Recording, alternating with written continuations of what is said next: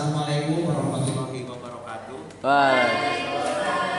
Oke, pada kesempatan yang sangat berbahagia ini, Bapak akan memberikan suatu materi yang cukup luar biasa. Maka itu teman-teman adalah customer journey dan customer experience.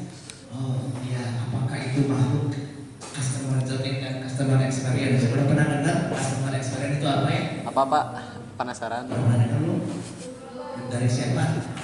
Pak Adi, kata Pak Adi gimana sih customer experience itu?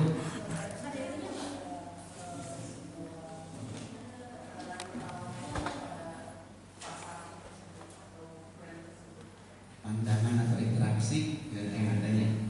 Oke. Yang lain terkait dengan customer experience gimana teh? Yang kata Pak Adi, macam kata Pak Adi kemarin. Sehingga Enggak Pak. ya, ada yang berpendapat customer experience.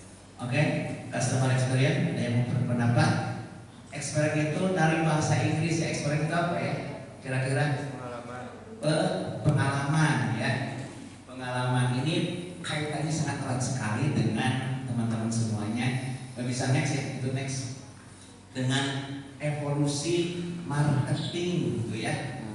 Pernah evolusi marketing ini sekarang udah sampai mana sih? 5.0 Udah lewat teman. 5.0 menuju 6.0. Oke, ini kaitannya dengan the new CX ya. Jadi ini sangat erat kaitannya kalau kita berbicara mengenai apa namanya teman-teman. Kalau kita berbicara mengenai customer experience itu adalah kita mulai berbicara tentang marketing 4.0 ya.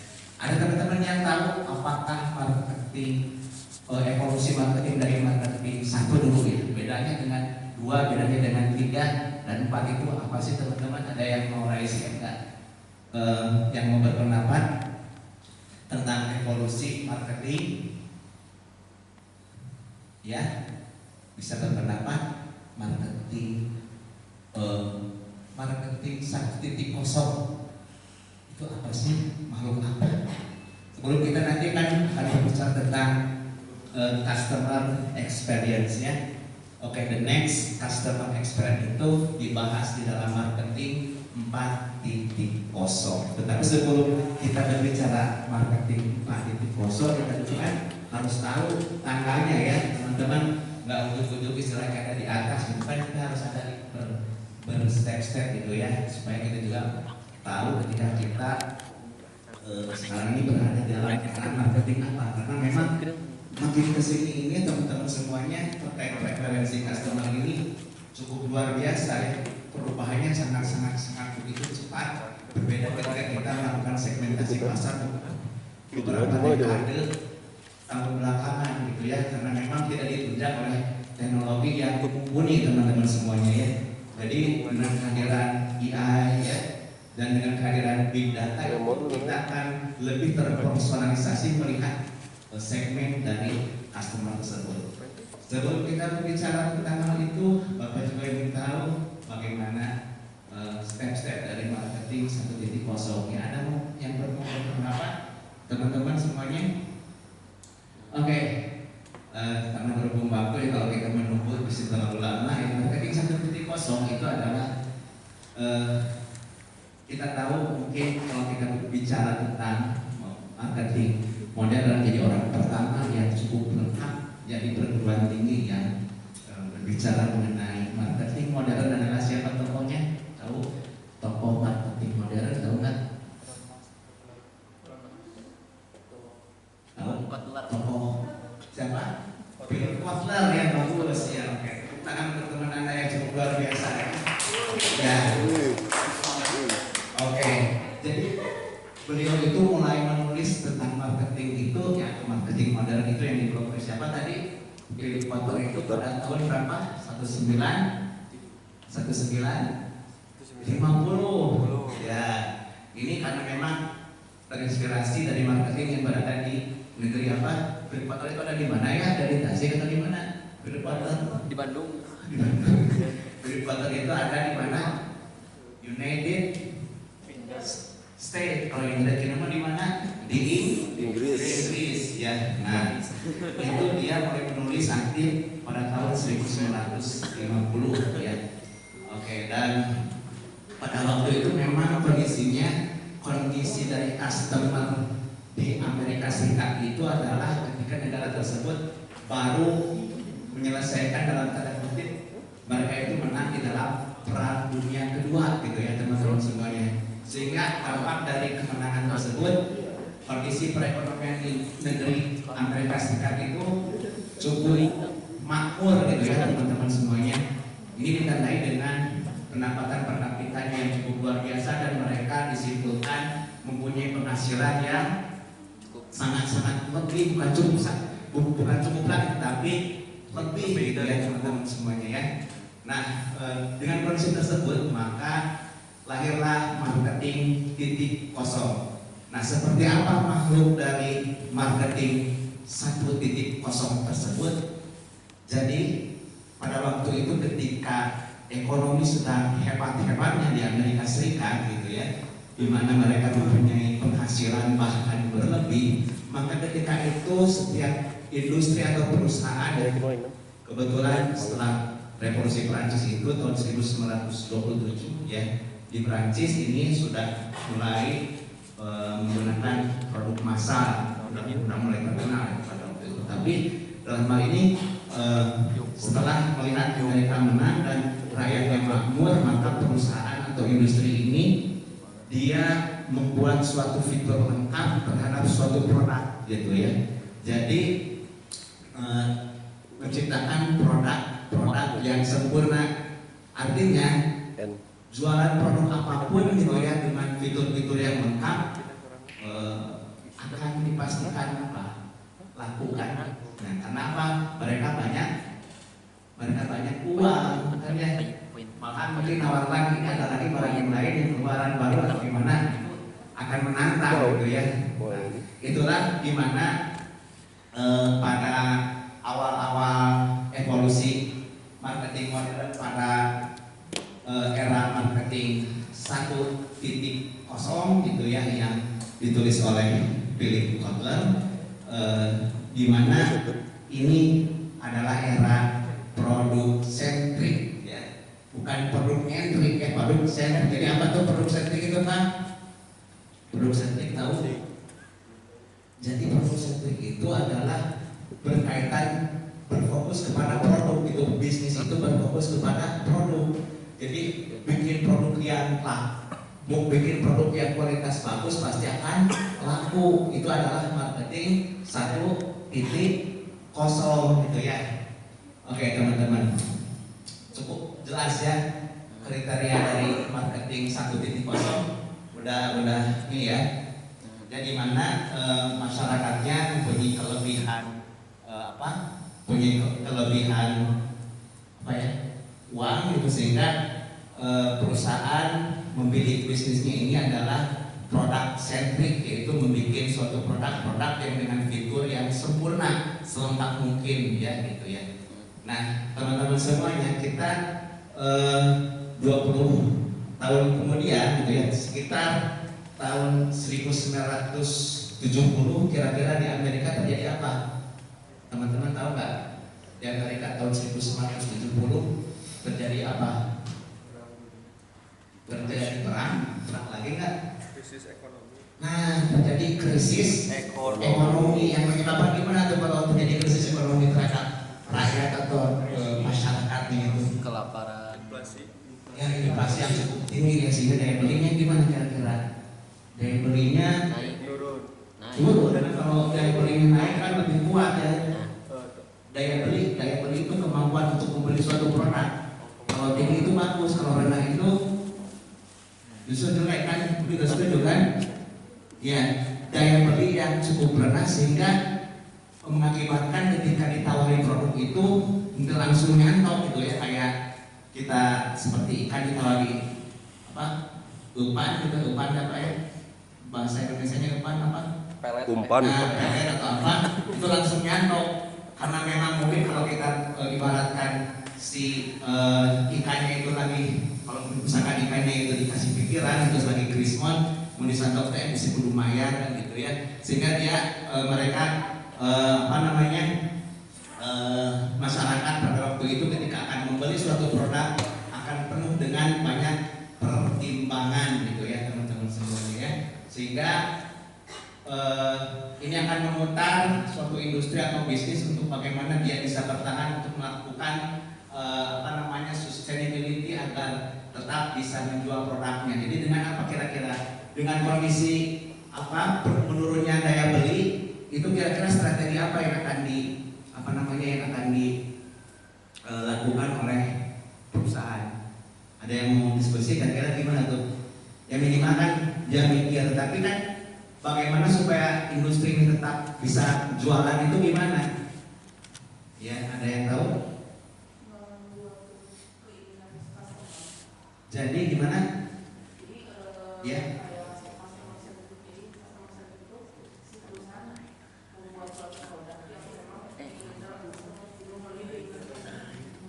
Kalau yang tadi produk centric, ya ini customer centric. Jadi ya bagus, terima kasih. Jadi perusahaan sekarang sudah mulai membidik, jadi membuat suatu produk nggak harus sempurna, tetapi fitur-fitur yang hanya diperlukan untuk segmentasi pasar tertentu ya teman-teman, sehingga pada era marketing 2.0 ini produk tidak harus sempurna ya, tetapi dalam suatu produk itu memiliki suatu fitur di mana fitur itu adalah disesuaikan dengan keperluan segmen dari pasar, sehingga produknya akan lebih terjangkau. Yani pada waktu itu kita kenal dengan namanya segmenting, itu udah mulai dikenal karena menjual produk berdasarkan kebutuhan yang sangat-sangat dibutuhkan, yaitu berdasarkan feature ya. Oke. Selanjutnya ada yang mau diskusi kembali. The next generation is marketing 3.0 ya, 3.0. Ya bedanya dengan 3.0 ada yang mau diskusi nggak? Oke. Bedanya marketing 2.0 sama 3.0. Pada pernah dengar itu perbedaannya gimana? Belum ya? Ada yang mau berpendapat tentang marketing? Ya. Jadi marketing 3.0 itu adalah, karena kan tadi tadi depan saya bilang ini harus berorientasi kepada pelanggan, sehingga akibatnya gimana kalau kita terlalu berorientasi kepada pelanggan gimana? Sehingga pada akhirnya konsumen akan menjadi apa? Konsumen akan menjadi raja gitu ya. Apapun yang diinginkan konsumen maka akan dipenuhi gitu ya teman-teman semuanya. Sehingga ini akan mengakibatkan apa tuh? Sehingga lahirnya marketing 3.0 itu ini karena ada semacam titik masalah yang timbul ya. Bagus memang kita harus memenuhi semua keinginan pelanggan, tetapi ada hal yang terlupa gitu ya.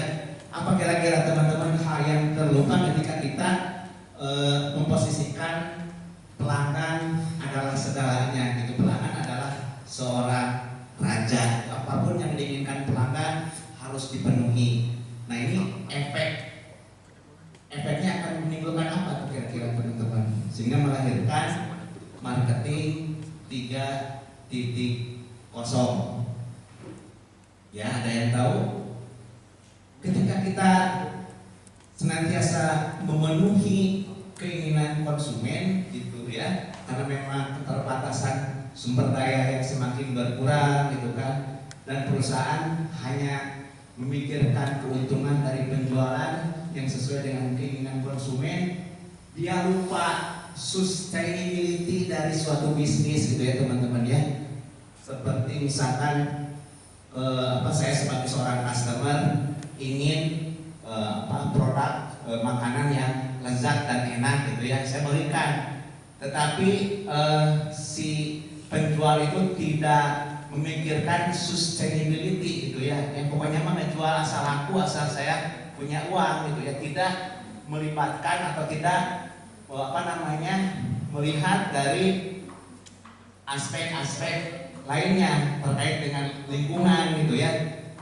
Misalkan terkait dengan kuliner atau makanan, dia tidak memikirkan dampak negatif yang akan dirasakan oleh customer gitu ya. Yang penting makanannya, yang penting enak gitu kan, ada iklannya ya. Nah gitu ya. Nah ini teman-teman, itulah akibat dari kita terlalu menjadikan customer sebagai seorang raja. Ada kan manipulasi-manipulasi yang pada prinsipnya ini bahwa manusia ini memerlukan jati dirinya ya. Jadi ketika kita membuat suatu produk itu, apakah produk itu akan merusak lingkungan gitu ya, apakah akan merusak pergaulan secara sosial gitu ya. Misalkan ini ketika pokoknya mah enak dikasih bahan-bahan itu dari yang memabukkan atau gimana, asal enak, tetapi akan berdampak kepada aspek sosial yang bisa merugikan terhadap sustainability dari suatu bisnis gitu ya. Sehingga marketing 3.0 ini disebut juga sebagai era marketing religius gitu ya. Marketing yang bersifat human centric ya. Jadi melihat ketika kita menjual suatu produk, kita bukan hanya menjual suatu produk, tetapi juga harus melihat teman-teman harus melihat dampak dari ketika dampak lain, dampak ikutan seperti dampak lingkungan gitu kan. Sekarang mungkin Indonesia ini ternyata teman-temannya nomor 2 pembuang sampah terbanyak di dunia setelah Cina gitu ya. Ini sebut jadi dampak seperti itu, jadi ini berpengaruh kepada dampak sosial. Jadi teman-teman semuanya, sehingga perusahaan untuk bagaimana dia mempertahankan sustainability dari bisnisnya, mereka mulai memutar otak agar sampah industri atau limbahnya tidak semakin banyak gitu kan. Terus dampak sosialnya juga diperhatikan gitu kan, dengan adanya salah satunya program-program sosial dari perusahaan gitu ya teman-teman semuanya, untuk kesejahteraan masyarakat ya. Sampai sini teman-teman bisa membedakan ya, kalau marketing 1.0 itu berorientasi kepada produk, marketing 2.0 berorientasi kepada customer, marketing 3.0 berorientasi kepada human centric gitu ya teman-teman ya. Oke. Ini bisa di next. Oh ya udah ya. Ya. Nah jadi teman-teman, terkait dengan CX ini tentunya kita harus bisa menggiring gitu ya customer untuk bisa melakukan perjalanannya gitu ya. Kalau misalkan mobil mah gitu kan harus ada bensin dan harus ada supirnya gitu ya. Nah ini bahwa mereka akan merasakan customer experience ini ketika adanya engagement gitu ya, adanya interaksi yang positif dari mereka berinteraksi dengan produk-produk gitu ya. Nah setidaknya ada 5 yang bisa mempush mereka untuk bisa melakukan suatu pembelian dan bisa merasakan yang namanya customer experience gitu ya. Ada 5A gitu ya teman-teman. Ada yang tahu 5A itu apa ya dari customer journey? Teman-teman ada yang tahu? Ketika kita A5 itu A5 ya, E5 gitu ya, ketika kita mungkin teman-teman semuanya, apalagi di era digital ini kan banyak paparan-paparan iklan yang menyebabkan kita ingin membeli sesuatu ya. Biasanya kalau akan ingin membeli sesuatu itu berawal dari apakah kebutuhan atau ada penawaran sebelumnya? Kira-kira dari kebutuhan ya. Jadi akan pernah lihat iklan kan? Pernah ya. Jadi apa pengaruh iklan buat akang?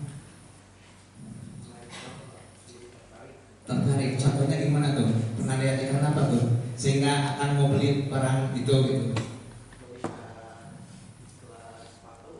Melihat iklan sepatu di mana tuh? Di Instagram. Sepatu apa yang dicari? Ortus. Ya, kenapa cari merek Ortus? Karena yang dipakai kualitasnya dan direkomendasikan. Ada ini ya di medsos, ada apa namanya, ada marketplace, ada ulasannya gitu. Ini bintang berapa tuh?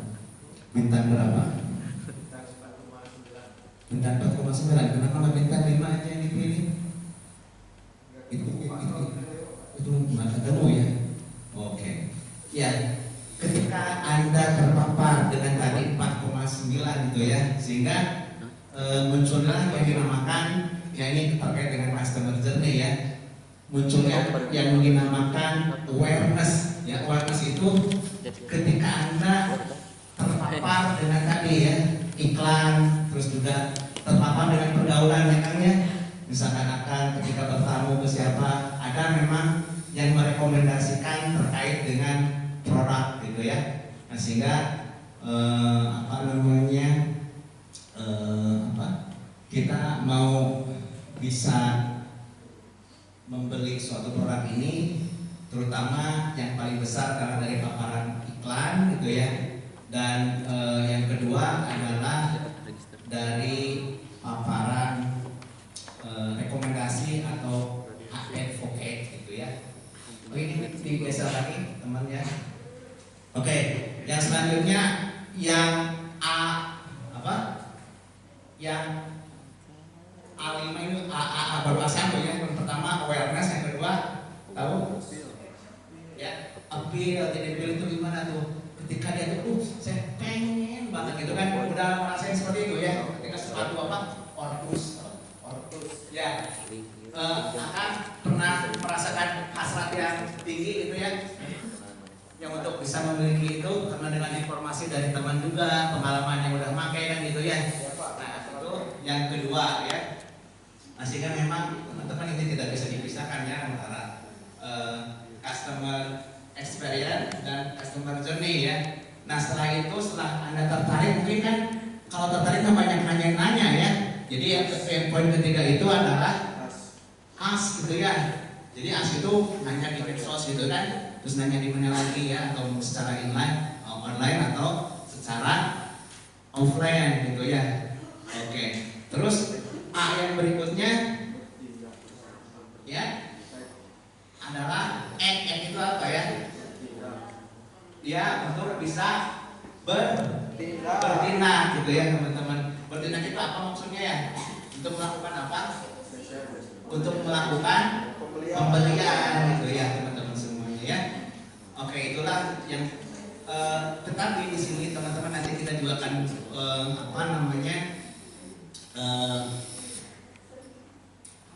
terkaitannya dengan customer experience ini.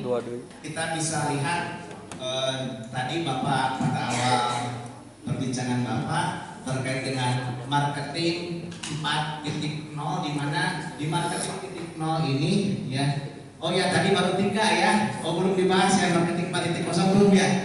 Oke.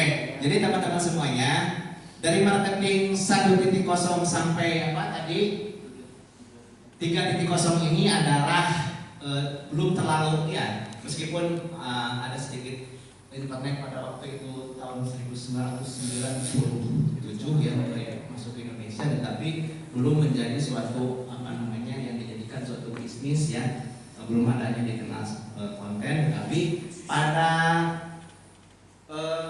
ya marketing 4.0 ini ya teman-teman, di sekitar tahun 2017-an gitu ya, ini sudah mulai mereka terpapar secara digital untuk melakukan suatu pemasaran melalui media sosial kan, dengan platform bisnis kan. Nah, tetapi ini hanya berdasarkan bagaimana dia memanfaatkan titik-titik sentuh dari customer untuk mereka di mana bisa melakukan suatu pembelian ya. Salah satunya adalah dengan terbentuknya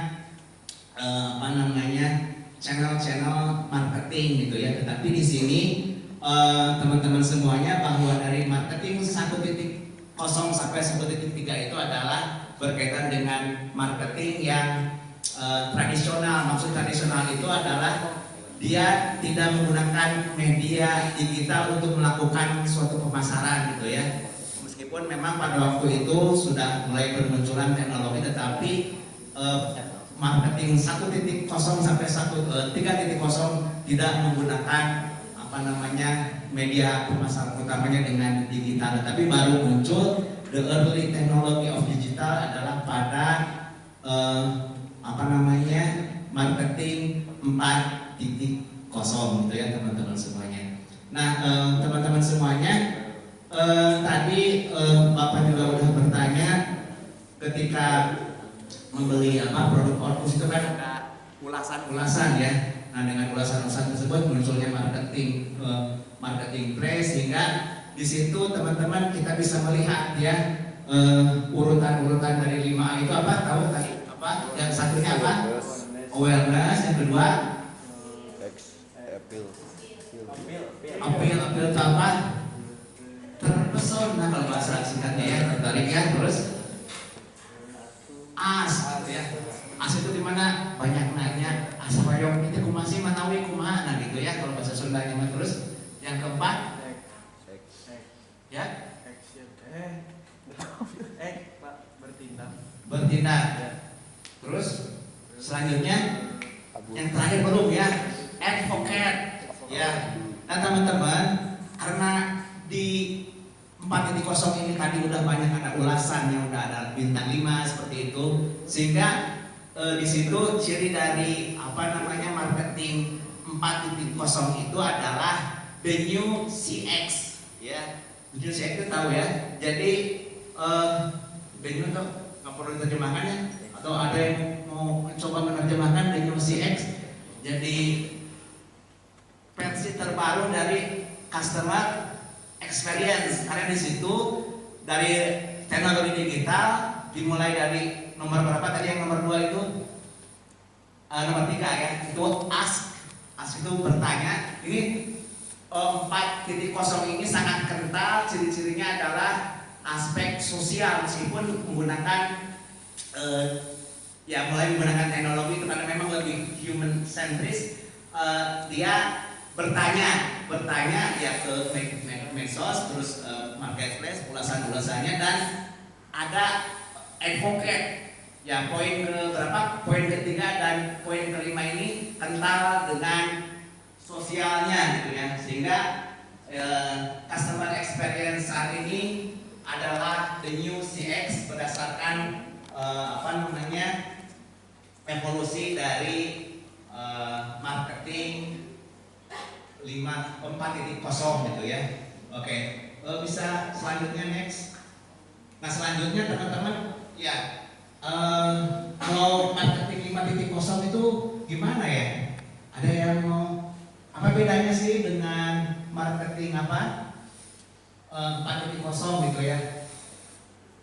Di 5.0 itu ada apa sebetulnya teman-teman? Ada teknologi apa? Jadi ada teknologi AI ya. Jadi gimana tuh dampaknya dengan adanya teknologi AI itu? Jadi AI itu kan meniru perilaku dari manusia ya kan? Jadi teman-teman semuanya